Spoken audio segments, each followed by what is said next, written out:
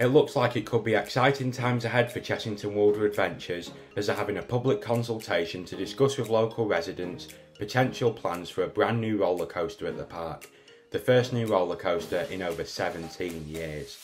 In today's video, I'm going to discuss with you the two potential contenders for this new roller coaster at the park, and as well we're going to talk about where the new ride could go and what it could be themed to. Before we get into the video though and talk all about this exciting new potential ride, I first just want to say a massive thank you for all the support that there's been on the channel lately. We've recently reached 350 subscribers, which is just absolutely crazy. I've been uploading consistently since the beginning of the new year, had a break for a couple of weeks, but now we're back at it with new videos every couple of days. If you'd like to see more videos like this, then please be sure to subscribe to the channel and leave a like as well if you did enjoy. That's the best way to help the channel out. I really appreciate all of your support, and if you'd like to head over to my shop and have a look there as well, I'm now running a discount code where you can get 10% off if you use the code TPJ350. Let's first talk about where it's going to go. Now, if you look at a Google Maps overview of Chessington World of Adventures, it is quite obvious the site that Chessington are eyeing up for this new ride. On one side it's got the vampire, and it's got obviously the pirate themed area there with the Blue Barnacle, the new pirate ship they've added, and of course the Wild Woods themed area as well. Then to the other side it's got Dragon's Fury and the Land of the Dragons area. Then to the other side it's got the entrance and the main car parks as well. So yeah, it's in a pretty prime spot for development, and it's just an empty field as well. Fitting a spread out, major new ride on this site, along with children's rides that they're saying they're wanting to do too, and of course a station, queue line area, and potentially a gift shop and restaurant as well, will be something that can be easily done on this big field. Okay then, so the reason why you're all really here, what is this new roller coaster going to be? Now, back when Chessington released their development plan a few years ago, there was like a 10-year future plan. They talked about two potential new roller coaster ideas, and we'll go through them now. So the first one is an Intamin Amusement Rides family launch roller coaster. There's actually quite a few of these around, and basically, to put it simply, it's like Intamin's take on the Vekoma motorbike roller coaster. There's 9 of them out there currently. There's a couple in Australia actually. There's a few at the SeaWorld parks as well, and there's also a couple over in mainland Europe.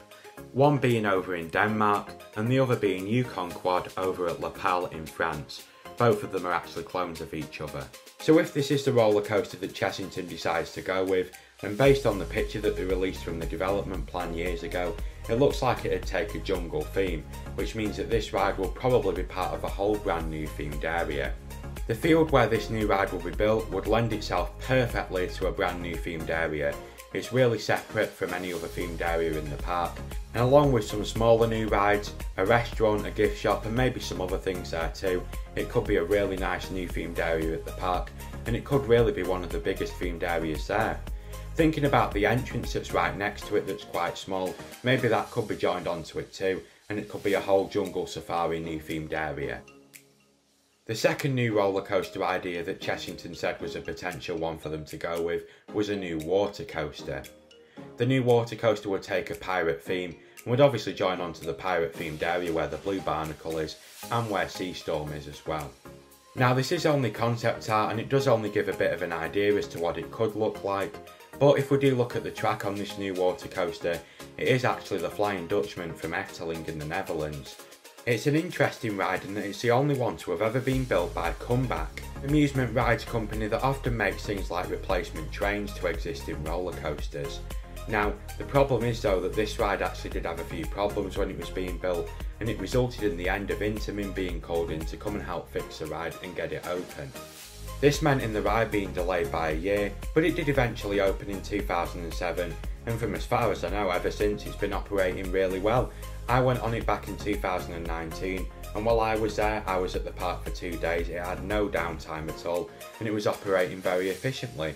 So clearly whatever the problems were, they've probably been sorted out now. But it just seems like a bit of an interesting choice and a bit of a gamble for Merlin to work with Comeback. You do wonder why they don't just work with someone like Mack Rides, who they work with regularly on new roller coasters and attractions at the parks. But there again, we could just be reading way too much into this, and it might be by someone like Mack. it might just be that they've just used this water coaster for the concept art because it's got pirate themed boats on it.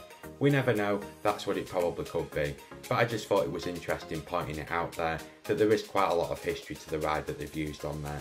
But personally, from a roller coaster enthusiast perspective, I'd love it if they went with a new comeback roller coaster again.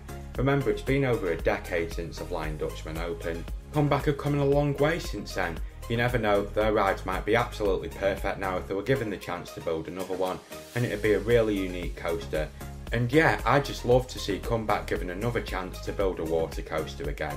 But they might go with a manufacturer like Intamin, or since they're talking about Intamin for the launch coaster, it could be that they do go with Intamin again, and Intamin and Comeback build the ride together as kind of a joint project.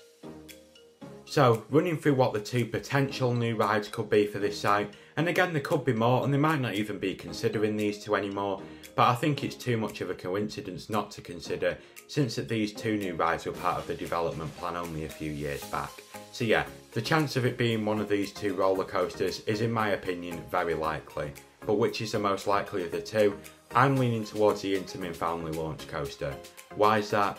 Well, they only opened what in the eyes of the public is a new water ride only a few years back, when they refurbished Dragon Falls into Tiger Rock.